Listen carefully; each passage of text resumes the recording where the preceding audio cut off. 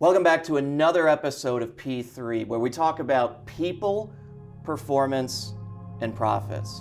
This time we're going to shift gears and talk about leadership.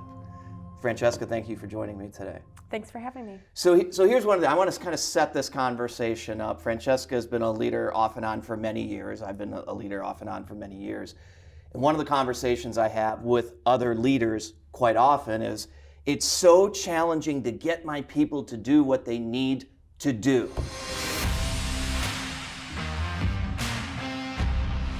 That's a common discussion that we've had it even in our organization. So I got a couple of questions for you, and just from your experience and your opinion and so forth. Number one, what do you think the biggest challenge of leadership is right now? Well, I think people don't know what a true leadership is and how to define leadership. I think that just because they have the title, they have the position, that automatically their employees are going to follow them. That automatically that they need to do what they need to do. They get told it's more positional leadership. And a lot of times, and what managers do nowadays is they're focusing on day-to-day tasks. They're focused on the task, the day-to-day, what I need to do, as opposed to do this, do that. Like kind of like bark orders out. Like I need you to do this, I need you to do that. You got this deadline. How can we make this deadline? Instead, what true leadership is influencing people, and they need to know who their employees are. You have to know who they are, what their purpose is, what their passion is, what drives that individual employee. You can't have the same communication, the same style for each of your employees on your team. Well, wait a minute. People are all equal. Everybody's saying people are equal, so you got to treat them all the same. You just said something a little different. Help me understand that. Well, people have different drives, so not everyone is the same. So like you might have some people that are more outgoing and more extroverts, and some people are more introverted. So the way you approach yourself as a leader to them needs to be a different style. Those who are more introverted, if you go in and you're just very powerful, let's say, and like overwhelming with your personality, they might break down, they might shut down and not be so willing to accept what you have to say. Whereas someone who's an extrovert, you might be able to be, outgoing and talkative, and they're well received in the message you're giving them. So understanding different people and their personalities and what drives them will help you as a leader be able to know how to approach that person, because not everybody learns the same way as well too. Sure. So people learn differently, and as a leader, we need to understand how to communicate and connect with our employees. And everyone's unique though. Everyone's equal, but we're also unique in our personalities. You started off by saying that leadership is about influence. Yes. So explain that one in your own, how you view that. And have you always thought of leadership as influence? So with the training recently gone through John Maxwell, I've learned like leadership begins and starts with influencing people. Nothing more, nothing less. And so, taken right out of John Maxwell's book, right? It sticks in my head, totally sticks in my head. So before people get a little, okay, who's this John Maxwell guy? I'm one of the big leadership gurus. Do you believe that? Do you believe that leadership is all about influence, nothing more, nothing less? I do now. I didn't really before. What did you think before? Before, I felt like you kind of learned how to be a leader just by experience. Okay. And by being in those situations, you kind of just learned to get better. But now what I've realized is being a true leader is a constant daily development of yourself and self-awareness. Yeah. And it all begins with myself as a leader, and me developing myself. Because if I can develop myself and make myself better, then anybody who's underneath me, I can lift them up with me and guide them better.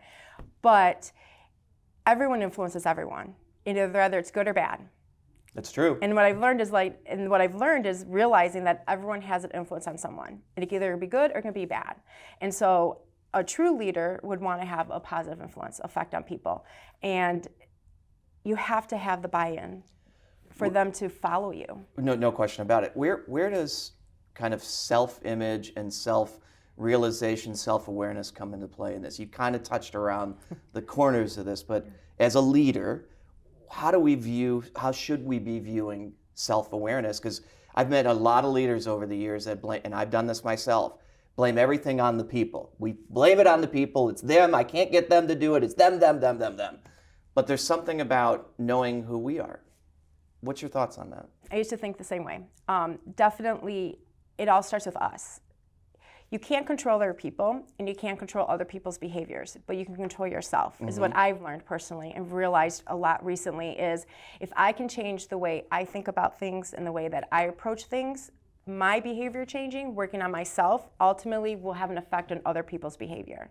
So instead of, if there's somebody that say I'm struggling with, And instead of constantly them feeling like, they feel like they're being attacked that day. Sure. All the things that, you got this wrong, you've done this wrong, you've done this wrong. Instead, if I change my way of thinking and try to understand more and ask more questions to understand maybe what they're struggling with, what are the shortcomings, like why is the outcome not coming forth with what my expectation was, sure. Then by me changing just the way I behave and my own questioning and how I approach an individual will ultimately affect their behavior. Because if I'm coming at someone strong and they feel like they're being attacked, then of course they're going to be defensive back. But if I'm coming in a way of being supportive and more of like seeking to understand first, then that person's going to be way more receptive and maybe open up to me more about what those challenges are. Then we get to the root of what the challenges are, and then we can work on a development plan to how to overcome that. Is it more training? Is it just, a simple change in their work day to help them overcome and then provide results? I want to go back to this idea of self-awareness though for a second, because I think it's misunderstood by leaders, managers, and so on. We don't know what we don't know. So often I think we view as leaders, I'm self-aware that I'm this, or I'm self-aware that I'm that. But how do you get to know something that you don't realize yourself? Well, you have to ask other people around you. Oh my gosh, is that so true? Who do you go to? So if I'm a leader, whether I'm a CEO, a VP, a manager, or shift manager of 3 people, how do I open myself up and what do I do? You have to be vulnerable and you have to be willing to listen. So what I've done is I've gone to certain people, ask questions, asking like employees I've managed, peers outside of my mentors that I have, and have seeked specific questions about my leadership like style. What? Having them rank me on my ability to be empathetic, on my ability to listen, what they feel my leadership ability is like, and just guiding and seeking their input in areas that they think that I can improve and areas that they think I have strengths in. And it really has opened me up to areas that, things that I have done well with and continue to build upon that. Yeah. But then also open my eyes on, again, the way I perceive myself versus the way others are perceiving me. Sure. And then working on those areas of faults that I have, and building upon that, because no one's perfect. And that self-awareness is big key, because if you begin to understand way you are being viewed by others and understanding like areas that you are not so strong in, then you can target that, and then you can start working on and developing yourself and improve that particular area and get better. And then if you're able to build yourself up in areas that you're not as strong in as other areas, then it just elevates you as a leader and you become better. What about the leaders, and we've all heard this, that say, this is how I was born, this is how I am as a leader? What do you think about that? Being a true leader requires hard work and skills, and it requires daily empowering yourself and making yourself better. So no one's just naturally given a gift. There are some people that things are naturally easier for, like connecting with people. Which is a key tenet of leadership anyways. Yes. But there's some other areas of like being focused and driven and, knowing your end goal and having visions and like having a purpose and knowing how to get there. That takes skills. That takes time. It takes time to develop, and no one is just born as a natural leader. There's a lot of failures that people will go through. And through those failures is how we learn and how to elevate and make ourselves better and better and better. Yep. Let's kind of switch gears a little bit again, because we've talked about this, and I talk to leaders about this all the time. And I was at an event actually yesterday, the day before recording this, and one of the leaders were talking about, I can't get my team to do anything. They won't take ownership. And we had this discussion on what the difference is between ownership and responsibility. What's your view on the differences? Is there a difference? And have you ever been in a situation where you felt they just won't take responsibility?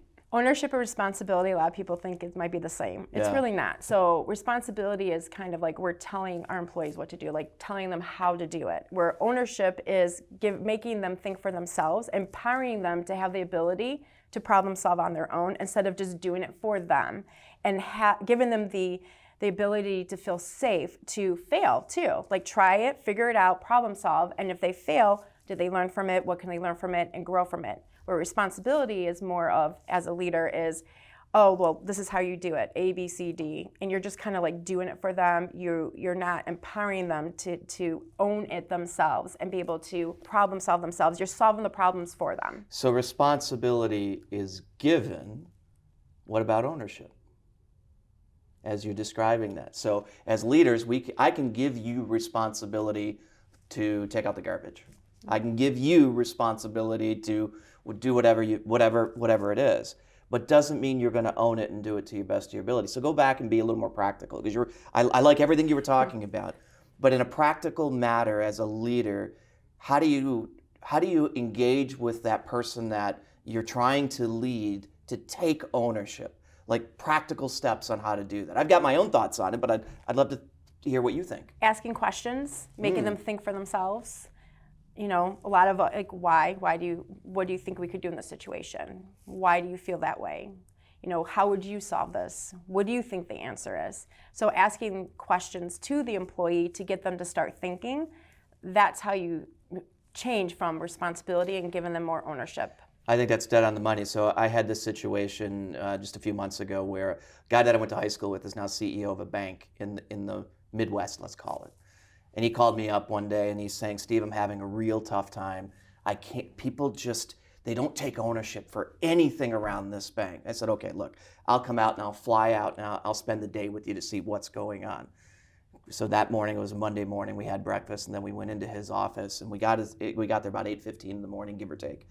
And from 8:15 till about 5 o'clock, his office was like a revolving door. And people were coming in and saying, Mark, what do you want me to do? Mark, how do I fix this problem? Mark, how do I fix this problem? He was doing exactly the opposite of what you just suggested about asking questions. So his view of leadership was, I'm going to solve their problem. They come to me, I'm going to answer it and say, you should do this, you should do this, you should do this, you should own this. So he was assigning responsibility in solving problems, but not one point throughout that entire day did he start asking those individuals questions so that they took the ownership of the actual solution. It's a perfect scenario to what you were talking about. Now, I just talked to him day before yesterday, and he's made it a significant effort to ask the questions, and now they're starting to take ownership. Slowly, because it's been so long the other way, but it's a perfect example of what you're talking about. Makes all the world of difference, potentially. So you've gone on your own leadership journey. Yes. From where leadership was to where leadership is today, how do you feel that journey has gone for you, and what advice, looking at the camera, what advice would you give to whether they're a new leader, an emerging leader, or an experienced leader? Because in my experience, it's the same advice in many instances. What advice would you give? Definitely have a mentor. Have someone that has been in a leadership role that can help and guide you, because even the famous leaders out there have mentors.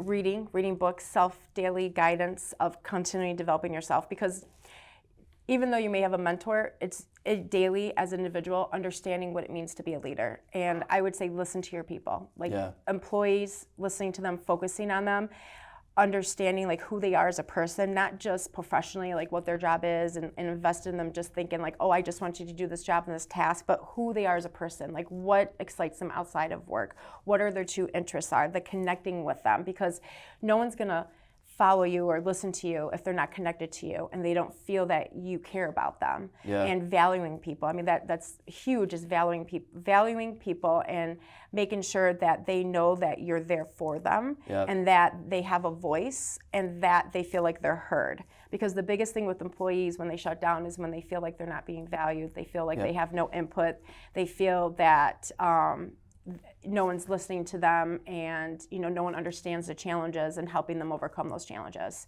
So, and not just thinking just because you have a title that all of a sudden you're a leader. It takes a lot of work to become an actual leader and a lot of development, and no one's ever perfect, but positional leadership is the lowest form.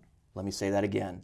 Positional leadership, which is based on the title you have or the control you have over somebody, is in fact the lowest form of leadership you could possibly have. We all agree on that. Yep.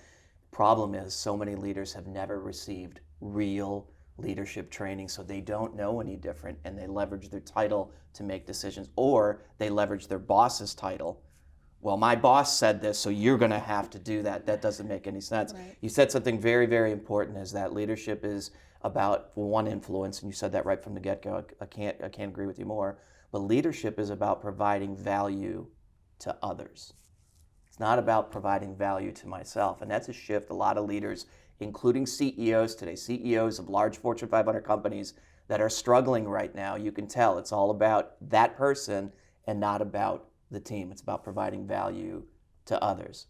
And one piece of recommendation I'd give to everybody watching this, if you want your people to perform, you've got to make sure that you have something in you that they will follow.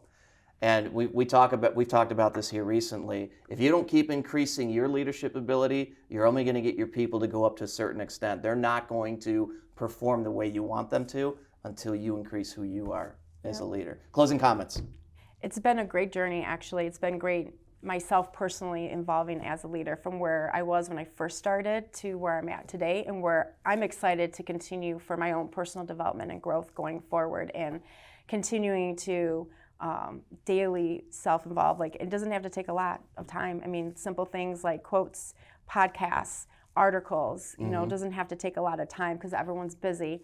But driving into work, driving home from work, during lunch, anytime, and getting ready in the morning, just anything of just constantly every day, just something of reminding yourself like what it truly means to be a leader, valuing the people, and then also listening to the employees, because the biggest thing is connecting with people and valuing people. And if you don't know your employees on your team, and if they feel that they can't come to you and open up to you, right there's a problem. Yeah. And then it usually starts with the person that's leading them.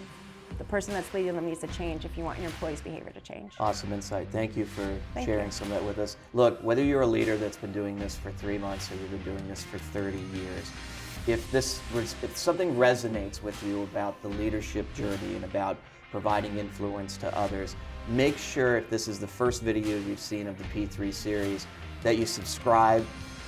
And if you have additional questions or additional thoughts, I want some additional information about how to deal with some of these things in leadership, make sure you reach out to me directly. You can find me on LinkedIn. You can click the info button down below at the bottom of the page, or just reach out to me via email, steve@stevelowisz.com or slowisz@qualigence.com. We'll see you in 2 weeks.